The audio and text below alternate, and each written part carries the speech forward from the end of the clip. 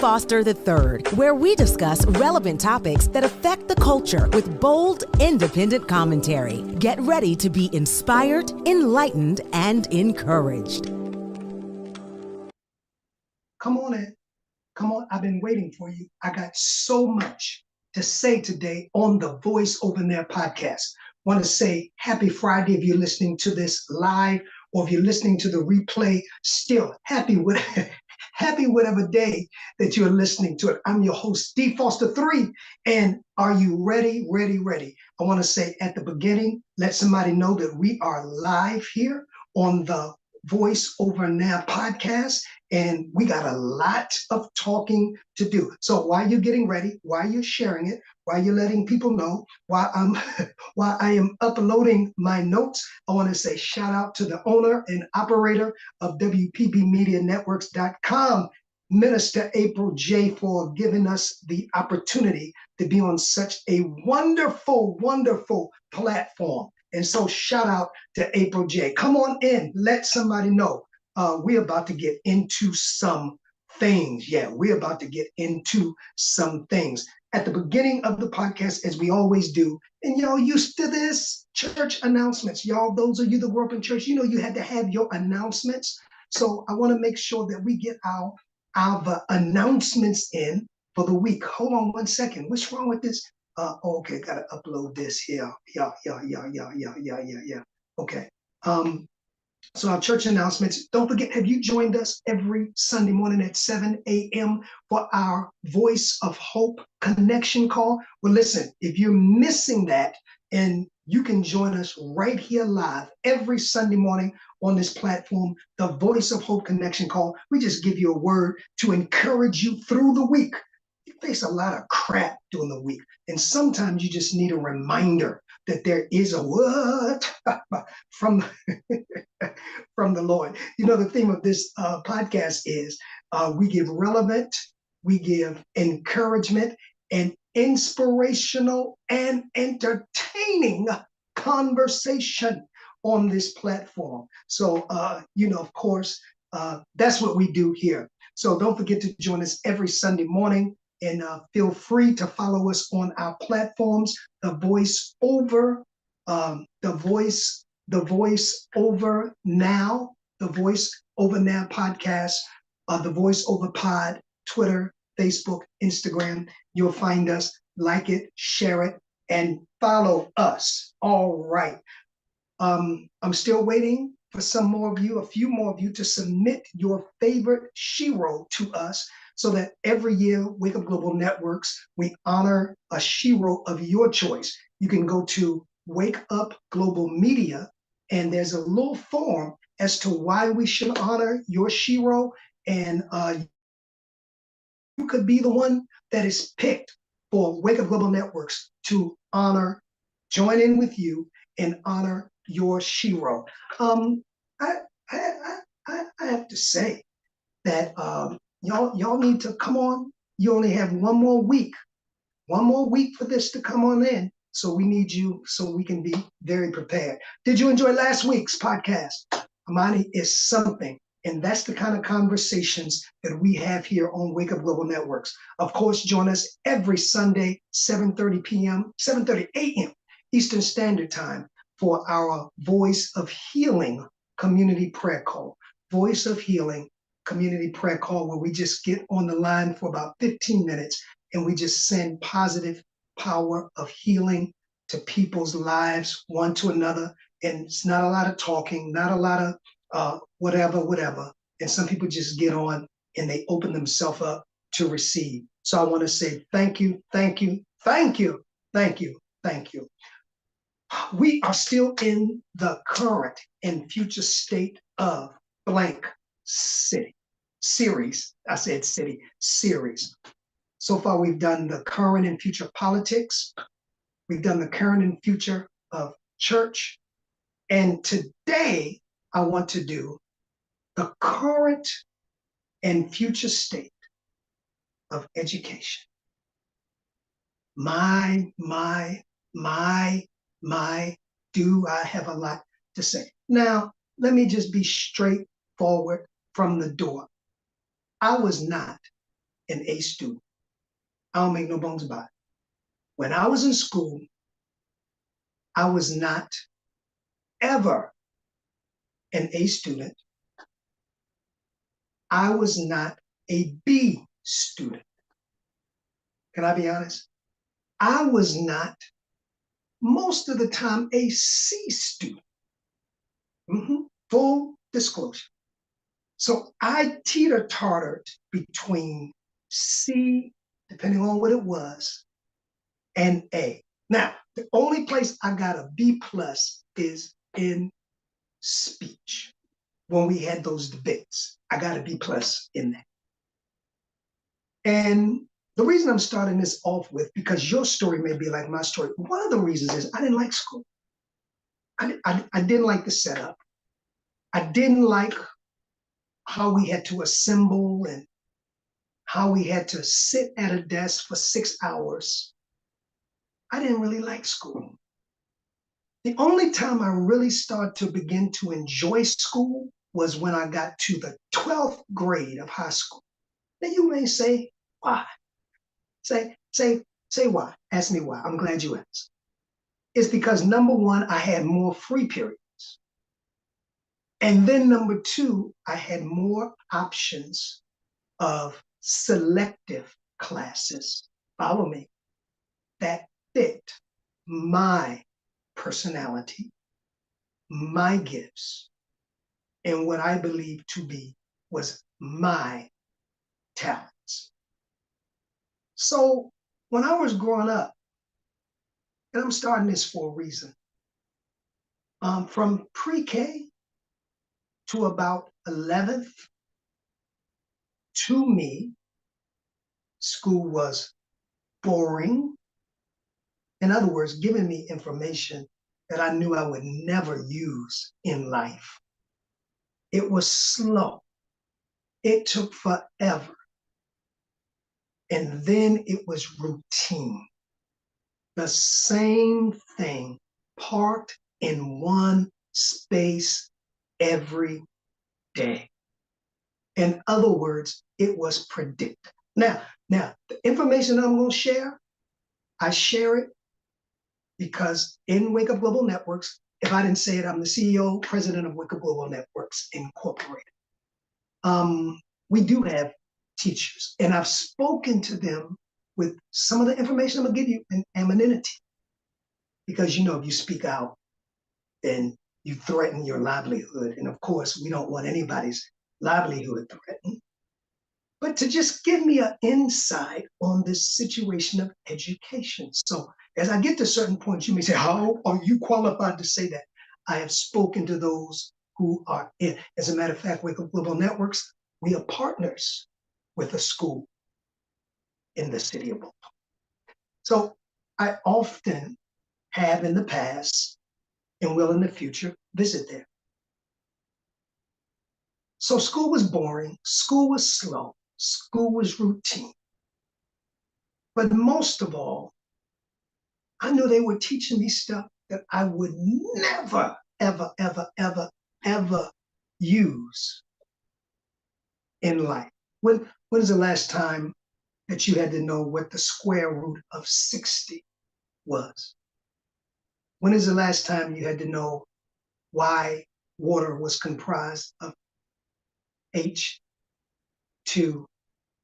2 parts of oxygen, hydrogen, 2 parts? When's the last time? And when's the last time you dissected a mouse in a lab? Unless you're going into medical science, unless you're going to be an engineer. When's the last time you needed to know that? Right? I'm making a point. I'm going somewhere. And so I felt, what? Why? What's up with this?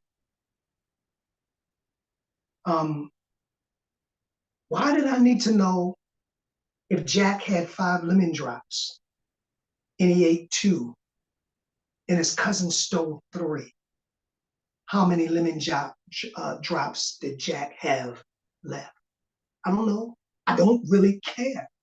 My name is D. Foster 3, not Jack. See spot run, run spot run.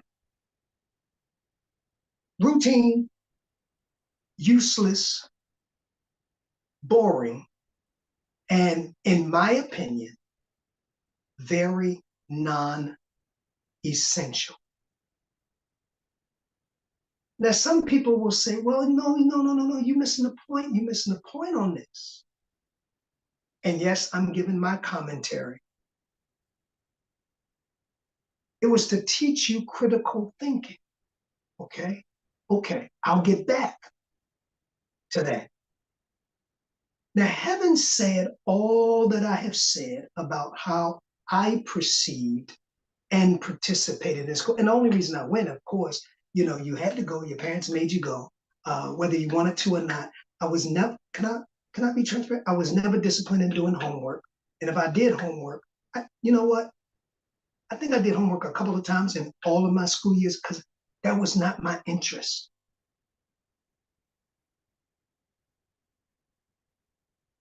And I'm sure my story is the story of a lot of those of you that are viewing, or you know a lot of people that have this story. And one of the problems that I had in school, with all the information they disseminated, with all the labs we went to, with all the science projects that I had to do, which, whatever, the system never pulled on my genius. I'm gonna stop right there. So having said all that I said in the introduction, is it any wonder that every year over 1.2 million students drop out of school in the United States of America alone? That's one student every 26 seconds. Now, I know what you're going to say. I know you're going to say, students don't want to go to school. Students don't want to learn. Students want to hang out in front of Popeyes all day. Students want to go in the alley and smoke weed. I understand that's some of your perspective, but I, in my commentary, take a different approach. I believe those drop, a lot of them, and I'll get into this. This may be another part too.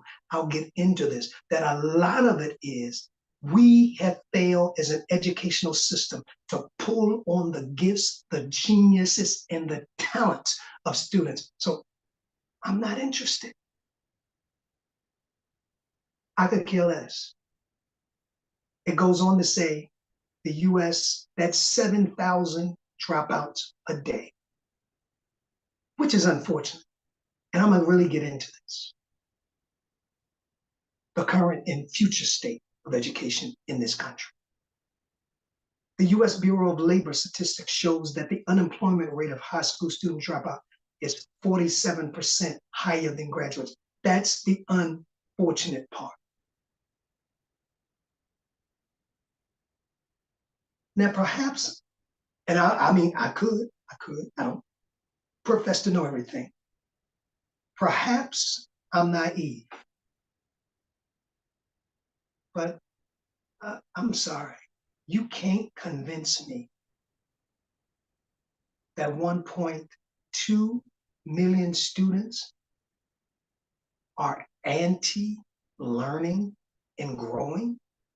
I mean, it couldn't be the system. It has to be all found in the 1.2. That's a lot of people. 1.2 million people. I don't take that position. And I'm sure you don't agree.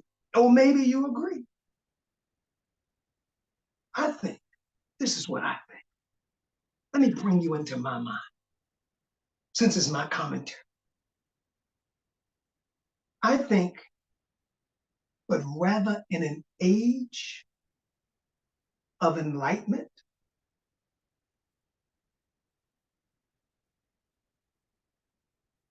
that with, how can I say it, the apparatuses that are available for people to learn through social media, through Google, and through AI, and through virtual reality, and the megaverse, and all that, through those mechanisms that people have been enlightened and informed.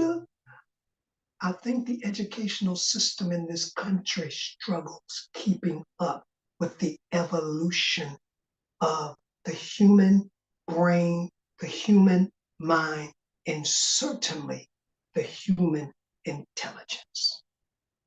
That's what I believe. You don't feed my intelligence. You don't feed my gifts. You don't pull on my genius. But you simply want me to come every day and sit and listen to you tell me information that I'll never use. Now, let's balance it out. So you said, Steve Foster, are you saying people shouldn't go to school? Absolutely not. I just read the statistics that the U.S. Bureau of Labor said that unemployment rate of high school dropouts is 47% higher than graduates. So I am pro-education. I am pro the right education. We connect with schools. We give money to schools for education. So don't take this as I am anti-education. No way, but I'm anti the methodology. Because obvious, it doesn't work. Now, let's look at this. If 1.2 per year drop out, how many are there, but they're not there? Because they have parents or guardians like me, who you would be no more if you dropped out of school.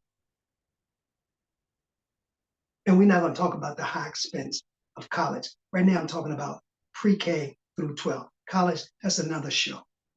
Overrated, overexpended, in debt. But anyway,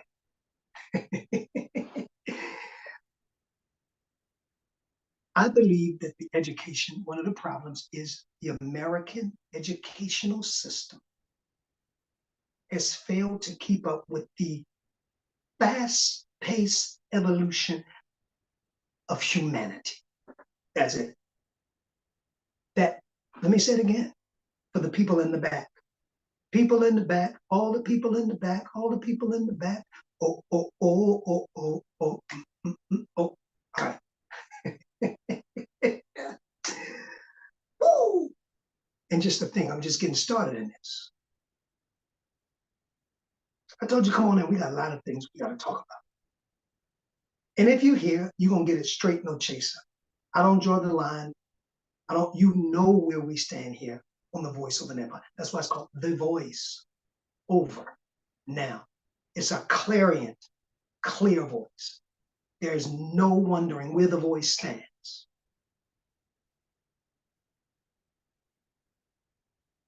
So do we blame the 1.2 million drop-offs? I'm not saying every single one of the 1.2. I'm sure some are a little lazy, some are trifling, all that. Okay, I give you that. But you're not going to convince me that 7,000 people a day drop out of school in this country, and it's because they are anti-learning. Maybe some, but that's easy to say because now I can look at a system and hold it non-accountable. But blame it on the students. Blame it on the students. Blame it on the student. Got that kind of musical flow going during this show, huh? Y'all know what's up. Y'all know what's up. Come on, stop playing. They feel that this education is simply a system, and this is what I felt, of information that holds no value to my everyday life.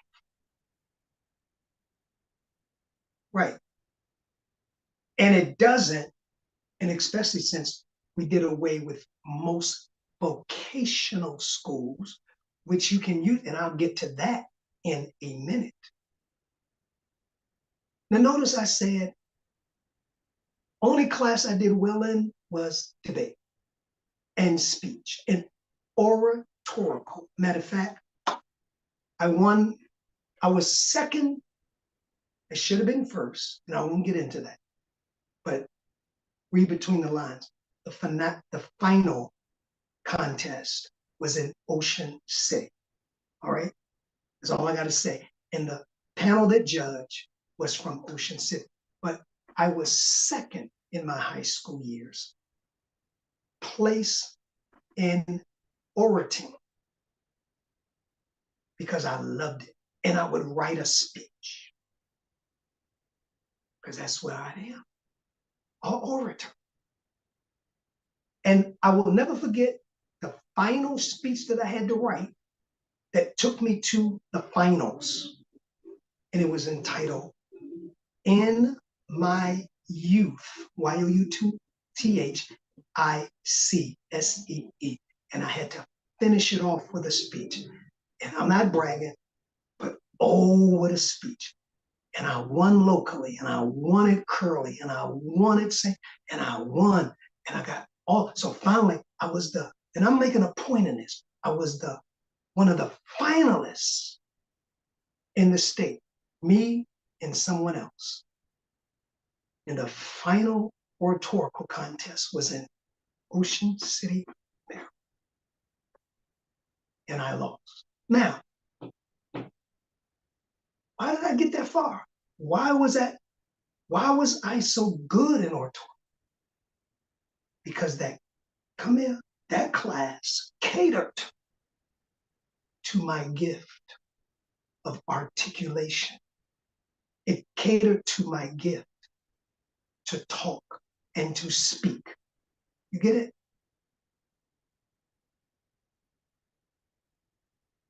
That's what the vocational schools did, that they closed down. It catered to your gift to do plumbing. It catered to your gift to do car mechanic, because I'm still not convinced everybody is going to excel at academics. 1 and 1 is 2. You get the basics. I'm not convinced of geometry. Everybody's going to excel. I am not convinced that we are, and that it is necessary.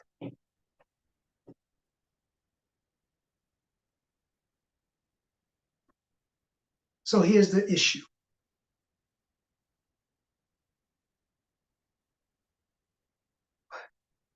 Whenever you take or open your hand, whether it's individual, whether it's a business, whether it is a ministry, whenever you take and open your hand to government money, you risk the being called institutionalized. And this is where I see education take a turn for the worst in this country. Yeah. Whenever you take money, that's why a lot of people are in trouble now, because they took the PPP money during the pandemic, and now it's time to pay it back. And to get that, you had to submit your books. You had to give them all your information. There's certain rules and regulations that you have to abide by. I get it, but understand this, and I say it all the time. You can never eat, drink, sit at the the government table and get up and write your own script. Never, ever, ever.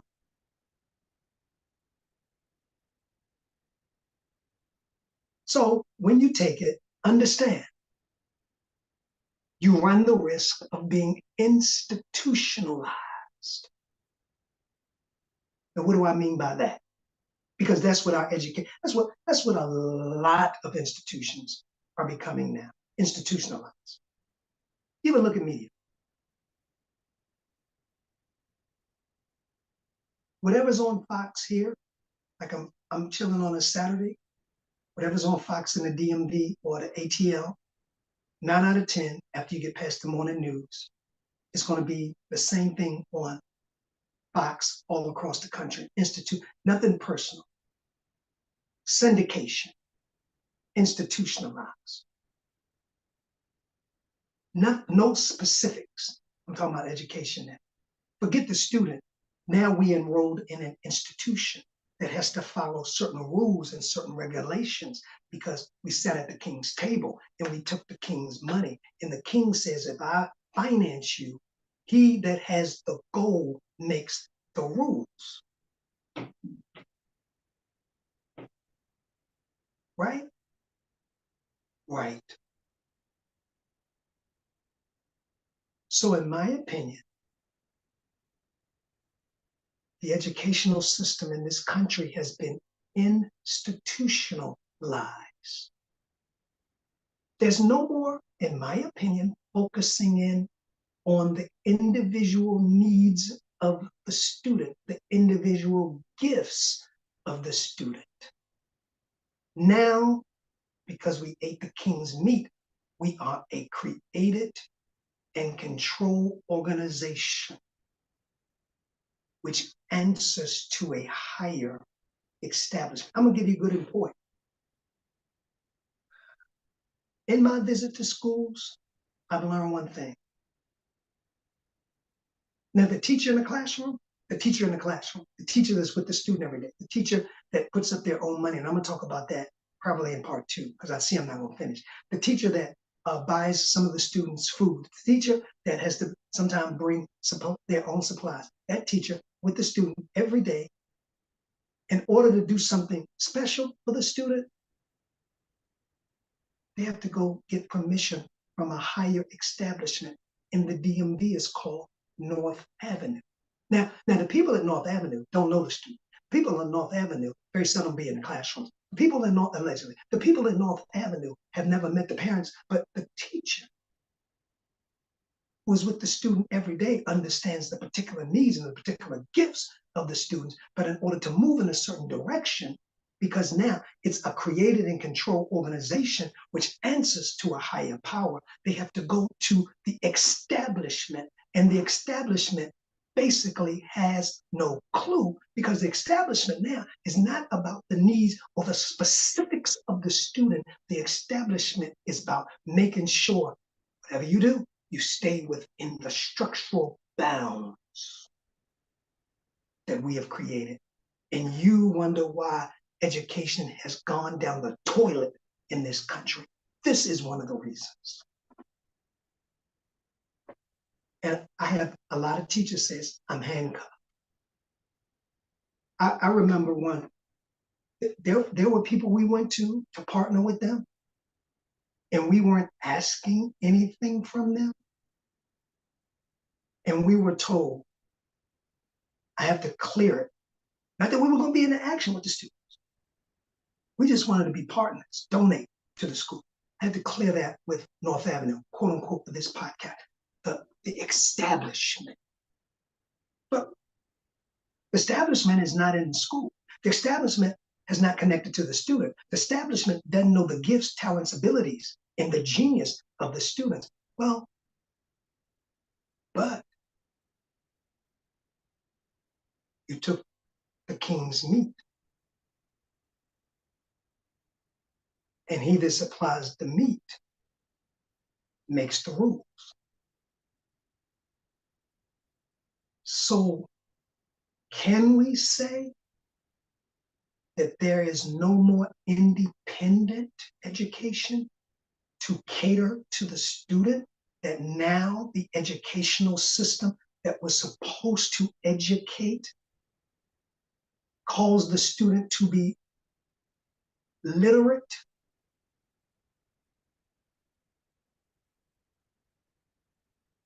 Is now become a big business? Yeah, anytime you call your superintendent the CEO, chief executive officer, they didn't call Superintendent Penderhughes the CEO, I don't believe. I remember hearing that word when, if you go back to the early 2000s, Booker became superintendent. 'Cause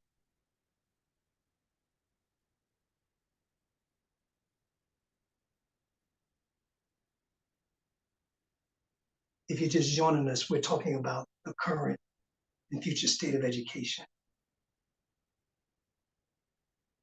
So now our children are trapped even further than when I was in school into an institutional.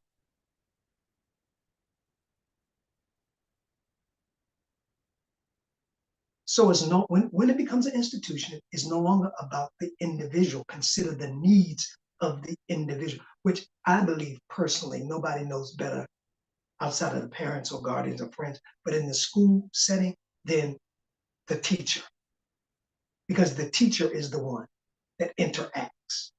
But the teacher has the less amount of input because the teacher has to be made sure that the teacher stays within the bounds of the establishment in order to keep the federal funding, even if it means socially promoted. I've had teachers, and I told you, I've talked to them on the case of anonymity.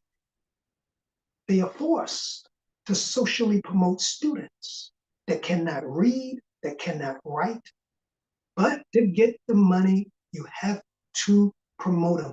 You cannot fail them. And now we see the epidemic where, because there are a lot of social promotions, when they graduate, they can't get a job. So they go into the pipeline. You're going to get it real here, raw, uncut, of the justice system. And make the connection to a failed educational system. Or I'm going to give you some solutions, but we got to dissect the problem first. That's my method on this podcast, if you haven't noticed. I'm going to keep it positive, but I'm going to tell you the truth. All right. Yeah, this is definitely going to be a part 2. Don't miss it. Share this. I want to hear from you, the voice over the globe. If you got some info to speak in anonymity, give me the info. The voice over the globe at gmail.com. The voice, one word, over the globe at gmail.com. Your information will stay confidential.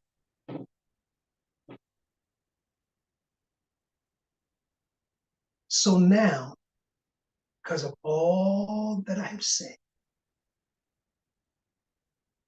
it's simply a system of systematic control dominated information. When really it should be a system that empowers the student. Because I'm telling you, it ain't about the student no more. It ain't about the student. I'm telling you, it's about getting that money. It's about the hierarchy. It's about maintaining control. And the teacher has become, not all, so don't get offended at this, the player on the chessboard to make sure you stay within the bounds. Because we can't risk that money coming in. Because you got the big establishment that caused the institutionalization. Those who run the establishment making 4 and 5, 6 times more than the teacher who's in the classroom. So I can't have you threatening anyway.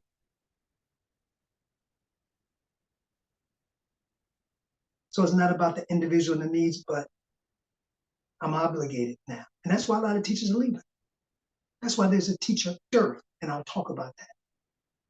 I'm obligated to cater to the demands if I want my job and I want my livelihood, to cater to the demands of the establishment. Though it goes against my conscience of what a teacher is and why I signed up to be a teacher, to help people.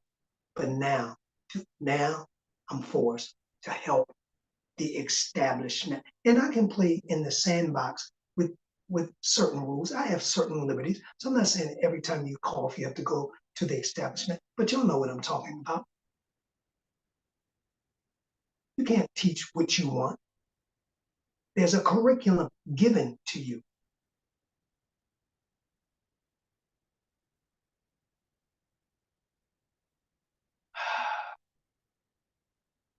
I don't want to be too long, but I got a lot to say.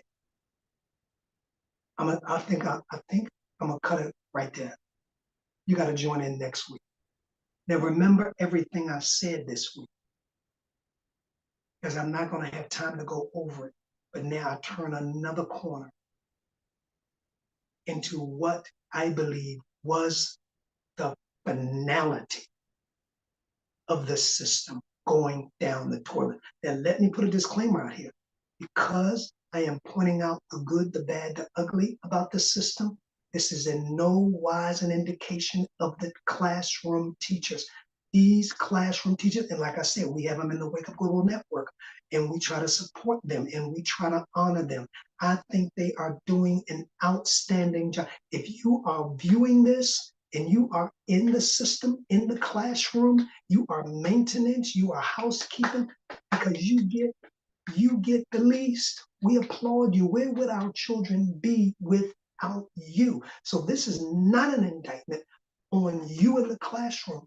You want to help our students. There's no way you sign up for teacher for the money just to be in the classroom. Now you may go to North Avenue for the money, but you're not going to be in the classroom for the money, because the money ain't where you get rewarded. You get rewarded when you see the progress of the students. And the teachers comparatively don't make money. Some of them have to work all year around, but the money goes to the establishment. So we applaud you. I've had teachers tell me that they've had to buy their own supplies. Really, with all the billions that are coming into the educational system in this country, and in millions that are coming in this city, they buy their own supplies. If they want special projects, they have to buy the supplies. They have to. Anyway, I know too much in that area. Let me calm down.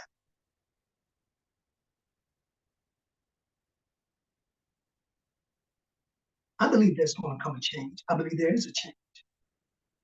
I believe there's a shaking, there's a revealing, there's an uncovering. And I believe it's taking, unfortunately, us to see the path that generation is going, to say, hey, hold up, because there's a prison pipeline that's connected directly to the broken education system. But the reason the pipeline is not being fixed is because money, in my opinion.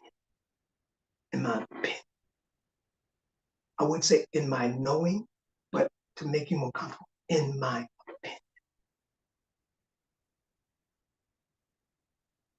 So when I pick up next week, we're going to turn the corner